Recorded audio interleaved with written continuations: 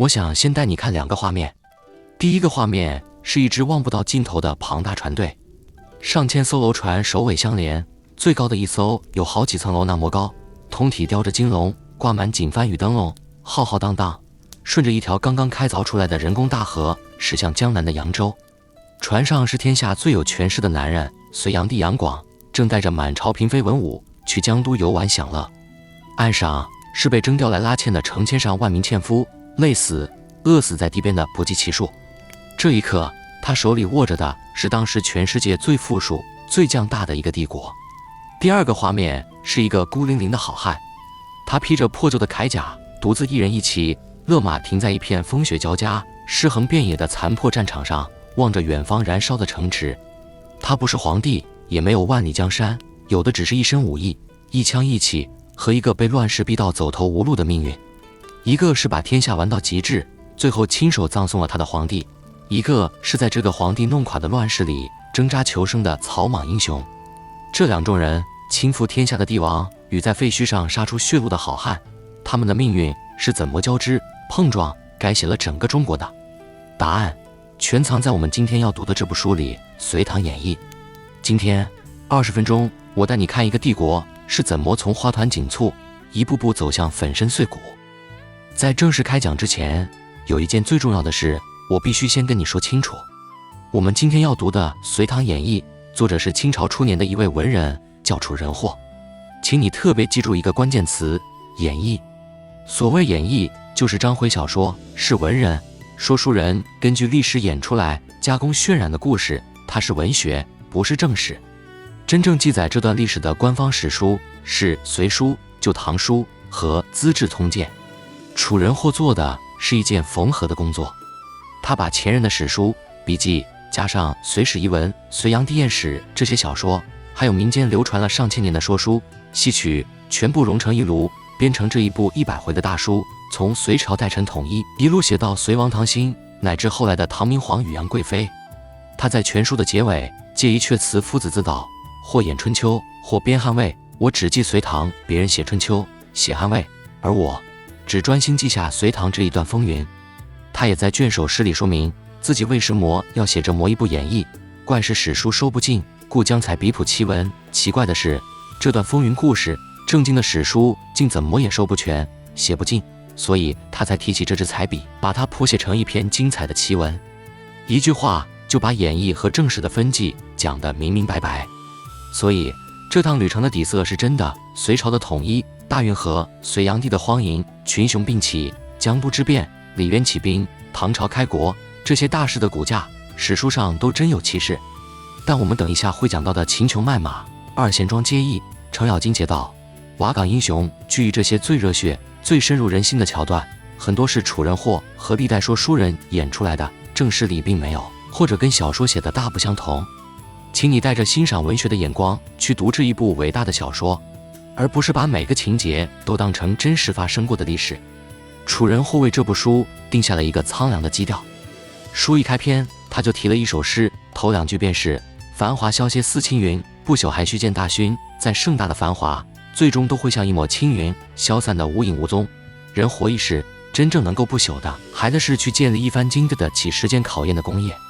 紧接着的开卷白话，他更是把话挑明了，那些极尽奢华、看似快意的荣华富贵，骨子里早就藏着败坏的根基，到头来不做千古骂名，定是一番笑话，不是留下千古的骂名，就是沦为后人的一场笑话。带着这2句苍凉的话，我们翻开第1页，先去看一看那抹青云消散之前曾经有多么绚烂。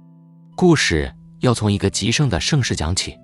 西元589年，隋文帝杨坚结束了从汉末以来长达近400年的天下分裂，重新把中国统一在一个王朝之下。经过他励精图治的开皇之治，隋朝的国力达到了惊人的高度，粮仓里的粮食堆积如山，据说多到放了几10年都吃不完。天下户口暴增，府库充盈，是当时这颗星球上首屈一指的超级帝国。巍峨的宫阙，宽阔的池道，来朝的万国使节，这是一个花团锦簇、看上去固若金汤的太平盛世。西元604年，这一整副后世的家业，连同满仓的粮食、满库的金帛，传到了隋文帝的次子隋炀帝杨广的手里。平心而论，隋炀帝杨广觉不是一个平庸无能的昏君，他文采斐然，雄才大略，脑子里装着许多前无古人的宏图大志。他想营建东都洛阳，想开凿一条贯通南北的大运河，想西巡张掖，打通丝路，想三征高丽，扬威域外。单看每一件，都是足以名垂千古的大手笔。问题出在，他想在短短10几年里，把这些原本需要几代人、上百年才能慢慢完成的工程，全部一次做完。一个极盛的帝国和一个好大喜功、急于求成的皇帝凑在了一起，一场巨大的悲剧就此埋下伏笔。隋炀帝做的第一件惊天动地的大事，就是开凿那条举世闻名的大运河。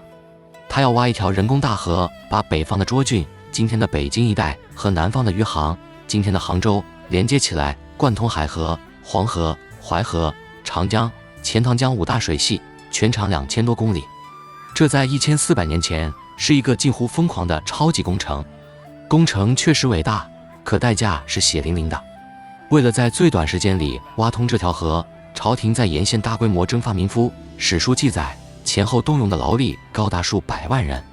无数的青壮年男子被强制离家，在监工的皮鞭下日夜不停地挖土、运石、筑堤。工期催得极紧，吃不饱，睡不够，再加上瘟疫横行，民夫成批的累死，病死在工地上，尸骨就草草掩埋在新挖的河堤两旁。据说，仅其中一段运河修完，征发的民夫就死掉了将近一半。这就是历史残酷的两面。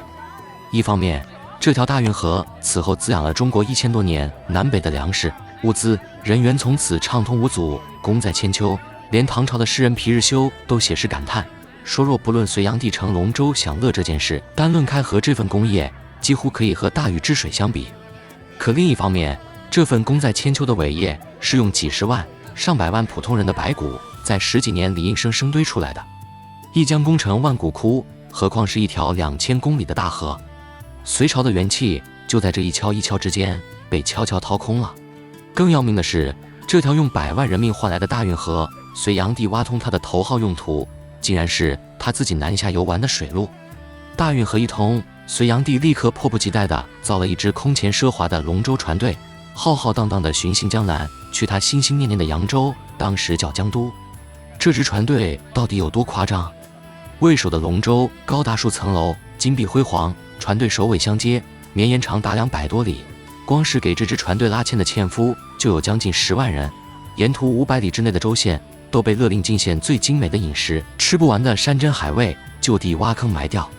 你想象那个画面，金龙盘绕的巨舟在运河上缓缓前行，船上丝竹歌舞，灯火彻夜不息，炀帝与他的嫔妃们饮酒作乐。而就在几步之外的河岸上，是10万名衣衫褴褛、被绳索拴在一起、躬身拉纤的纤夫，是沿途被搜刮的家徒四壁、卖儿育女的百姓。同一条河，一边是极致的繁华享乐，一边是极致的民穷财尽。这样的江都之游，隋炀帝前后去了3次，一次比一次劳民伤财。一个皇帝把一个盛世最宝贵的国力、人力、财力大把地挥霍在自己的享乐和好大喜功上。他以为这花团锦簇的繁华会永远继续下去，却没发现脚下那座看似固若金汤的帝国大厦，地基早已被他自己一寸寸筑空。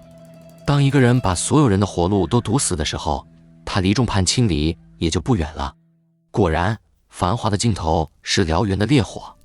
开凿大运河，3次巡游江都，又3次发动对高丽的大战，这一连串的折腾，像3座大山，把天下百姓彻底压垮了。沉重的徭役和兵役逼得无数人家破人亡。一个简单的道理摆在眼前，横竖都是死，与其被活活拖死、累死，不如铤而走险，反了。于是，从山东、河北到中原大地，反抗的烽火几乎在一夜之间燃遍了整个帝国。史书上说，这时天下的群盗蜂拥而起，多到数不清，大的队伍有几十万人，小的也有几千几万，攻州破县，声势浩大。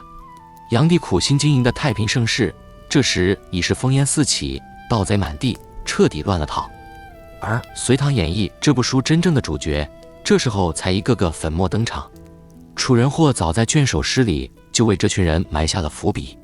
他先写这些好汉的胸襟，壮略欲伏天日坠，雄心起入奴台群，他们怀着雄壮的韬略，想去扶住那轮即将坠落的天日，撑住这个眼看就要塌下来的天下。这样的雄心壮志，又怎么甘心跟那些平庸无能的驽马烈马混在同一群里？他接着写这群人的际遇：石威郡节骨埋迹，运气英雄早知君。当时局危难的时候，真正的豪杰或许还埋没在草野之中，默默无闻。可一旦命运的机运开启，这些英雄就会挺身而出，各投明主，去成就一番大事业。接下来，就让我带你认识这群在乱世里杀出来的好汉，他们的故事是整部《隋唐演义》最热血、最动人的核心。《隋唐演义》里最受人喜爱的英雄是一位叫秦琼，字叔宝的好汉，而他的出场却是从人生的最低谷开始的。秦琼本是山东历城的一名小军官，武艺高强，为人仗义。可一次出公差，他却在外地潞州染上重病，盘缠花光，走投无路，被困在一家小客店里，连店钱都付不出来。一个顶天立地的英雄好汉，竟落魄到这步田地。万般无奈之下，他只好牵出自己心爱的、跟随多年的坐骑，那匹神骏的黄骠马，含着泪到街市上去贱卖，好换几个钱还债，活命。一个英雄沦落到要卖掉自己的战马，这就是《隋唐演义》里催人泪下的名场面——秦琼卖马。提醒你一下，后来京剧里那段有名的店主东带过了黄骠马唱词，是戏曲的再创作，小说原文并没有这段唱词，但好汉自有好汉兮。当时山东有一位绿林总瓢把子，名叫单雄信，为人最重义气，仗义疏财，江湖上人称赤发灵官，他的庄子叫二贤庄。辗转之下，落难的秦琼遇上了单雄信。单雄信一听说眼前这位卖马的落魄汉子竟是名震山东的秦叔宝，立刻那头便拜，倾心结交，不但替他赎回了黄骠马，还盛情把他留在二贤庄养病，临别时又赠了金银盘缠。萍水相逢，却肝胆相照。你看，这就是《隋唐演义》最迷人的地方。他写的不是高高在上的帝王将相，而是这些落魄江湖却把义气二字看得比命还重的小人物。在那个人命如草芥的乱世里，一个皇帝可以为了享乐葬送100万人，而这些草莽好汉却会为了一个素不相识的落难英雄倾囊相助，生死相交。庙堂之上是凉薄的算计，江湖之中反倒是滚烫的人情。这份在乱世里愈发珍贵的义气，正是这部书的灵魂。乱世之中散落各地的英雄好汉，终于慢慢汇聚成了一股能撼动天下的力量。这股力量的中心就是大名鼎鼎的瓦岗寨。瓦岗寨是一片位于河南易守难攻的水泊山寨。随着天下大乱，越来越多走投无路的好汉，活不下去的百姓，纷纷投奔到这面反隋的大旗下，笑聚山林。秦琼、单雄信，还有后来成为唐朝开国名将的徐世绩，也就是李绩，陆续都上了瓦岗。瓦岗寨一时间猛将如云，声势滔天，成了反隋群雄里最耀眼的一支。瓦岗的英雄里，最讨喜的要数那个叫程咬金的莽汉。传说中他本是个贩卖私盐的粗人，胆大心粗，有勇无谋，却偏偏福星高照。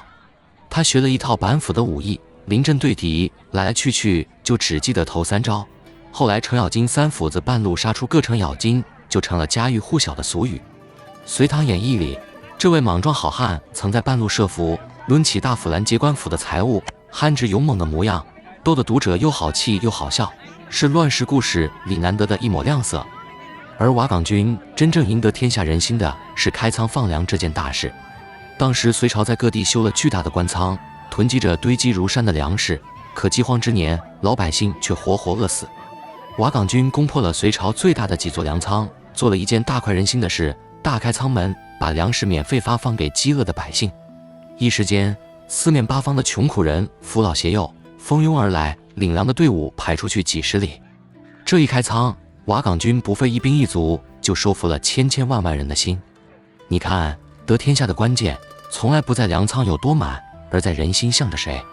隋炀帝守着满仓的粮食荒淫无道，瓦岗群雄打开粮仓与民同时，人心的向背在这一开一闭之间已经分出了胜负。乱世发展到这一步，已经从零星的反抗演变成了群雄并起，逐鹿中原的大混战。这时候，天下到处都是称王称帝的势力，北边有李渊，南边有萧息，河北有窦建德，洛阳有王世充，瓦岗有李密，大大小小的军阀豪杰在中原大地上彼此攻伐，合纵连横，铁骑厮杀，烽烟蔽日。谁能笑到最后，谁就能坐拥这片打碎了又要重新拼起的万里江山。所谓逐鹿中原，逐的就是这头代表天下的大鹿。而那位亲手把盛世完成乱世的隋炀帝，这时又在做什么呢？面对北方糜烂崩坏的局势，他选择了逃避。他第3次躲到江都，整日在迷楼里饮酒享乐，醉生梦死，甚至对着镜子哀叹，说好头颅，不知将来会被谁砍了去。众叛亲离之下，西元618年，他身边的禁卫军终于发动兵变，这就是江都之变。一代帝王隋炀帝最终在江都的行宫里被自己最亲信的部下一杀。曾经那个坐拥天下、龙舟必将、不可一世的皇帝，落得如此凄凉孤独的下场。随着他的死，那个曾经花团锦簇、富甲天下的大隋王朝也正式覆灭了。从盛世到亡国，隋朝只用了短短30多年。一个皇帝硬是凭着一己的好大喜功与荒淫无度，把祖辈攒下的全天下最后的家业挥霍得精光。楚人或写着整部书，自陈就是要而今略说兴衰记，说一说这一场场王朝的兴盛与衰亡之间藏着的因果与教训。他甚至在卷末把全书100回的故事收束成2个皇帝的对照，叫炀帝与明皇，一个是把隋朝玩到亡国的隋炀帝，一个是把唐朝由盛转衰的唐明皇。而他替隋炀帝下的那句断语最是苍凉：两世繁华总成梦，今朝辞世梦初醒。两世享尽的繁华富贵，到头来不过是一场大梦。直到撒手人寰的这一刻，才从这场迷梦里猛然惊醒。旧的王朝倒下了，新的王朝正在另一处悄然崛起。就在天下大乱、群雄混战之际，镇守太原，当时叫晋阳的隋朝贵族李渊和他几个雄才大略的儿子，尤其是日后那位千古一帝唐太宗李世民，也看准了时机。西元617年，李渊父子在晋阳正式起兵反隋。比起其他乱打乱杀的群雄，李家这支军队军纪严明，目标清晰，又懂得招揽人心，收编各路豪杰，一起兵就气象不凡。李渊的战略眼光极准，他没有在北方的混战里缠斗，而是趁着各路群雄打成一团，无暇西顾，率领大军直扑关中，一举拿下了那座天下第一的雄城长安，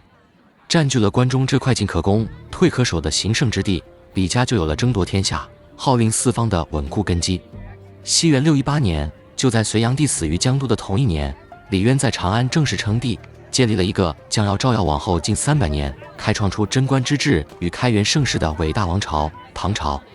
于是在《隋唐演义》的后半段，那些曾经在瓦岗、在江湖闯荡的好汉，秦琼、程咬金、徐世绩等等，也大多历经波折，最终会聚到了李世民的麾下，成了大唐开国的一代名将，凭着一身武艺与忠义，在凌烟阁上留下了名字。乱世淘尽了无数枭雄，而这些重情重义的好汉，终于在新的王朝里寻到了属于自己的归宿。隋的王与唐的兴，就这样在同一年里完成了交接。好，读完了这段从隋王到唐兴的故事，我最想跟你分享的一刻，其实藏在那2个画面的对照里。你还记得开头那2个画面吗？一个是龙舟必将，把盛世玩到极致的皇帝，一个是风雪战场上孤身求生的好汉。整部《隋唐演义》说穿了就是这2种人的对照。隋炀帝拥有了一个人能拥有的一切，权力、财富、江山、美人，可他把这一切都挥霍在了自己的私欲上，最后落得个众叛亲离，生死国灭，两世繁华总成梦。而那些一无所有的草莽好汉，靠的是义气，是担当，是替天行道的一点侠气，反倒在乱世里挣出了一条活路，名留青史。这就是这部书用一个王朝的兴亡反复告诉我们的道理。一个人拥有多少，从来不能保证他能走多远，真正决定一个人、一个王朝命运的，是他如何对待手里的权力，如何对待身边的人心。把人心毒死的，纵有万里江山也守不住；把人心暖热的，纵使白手起家也能成就一番事业。盛世会倾，繁华成梦，可那份在乱世里依然有人愿意为之豁出性命的义气与担当，却像一盏灯，一代一代被人记住，被人传唱。所以你看，千百年后的今天，隋炀帝的龙舟，瓦岗的英雄，秦琼的义气，依然活在一座座茶馆的说书声里，活在一部部戏曲、一本本小说中，被一代又一代的人津津有味地讲着、听着。这正是楚人或写下这部书最深的用意。他用一支彩笔，把那段时梳妆不下的兴衰与悲欢，谱成了一段能流传后世的传奇。好，20分钟到了。今天我们从炀帝龙州下江都的繁华讲起，走过大运河的血汗，秦琼卖马的义气，瓦岗群雄的聚义，最后看着隋朝在江都的烽火里覆灭，大唐在长安城头升起。再次提醒你，《隋唐演义》是楚人获的章回演义小说，不是正史，请带着欣赏文学的眼光去读它。如果这趟乱世之旅让你有收获，记得订阅频道，我每周用20分钟带你读完一本值得读一辈子的好书。下一集，我们从这段人间的兴亡走进神魔大战的洪荒，读《封神演义》，看姜子牙如何兴周灭商，诸神又是如何封神。最后，在留言区告诉我，隋炀帝、秦琼、单雄信、程咬金、李世民这部《隋唐演义》里，你最欣赏或最唏嘘的是哪一个人？我们下集见。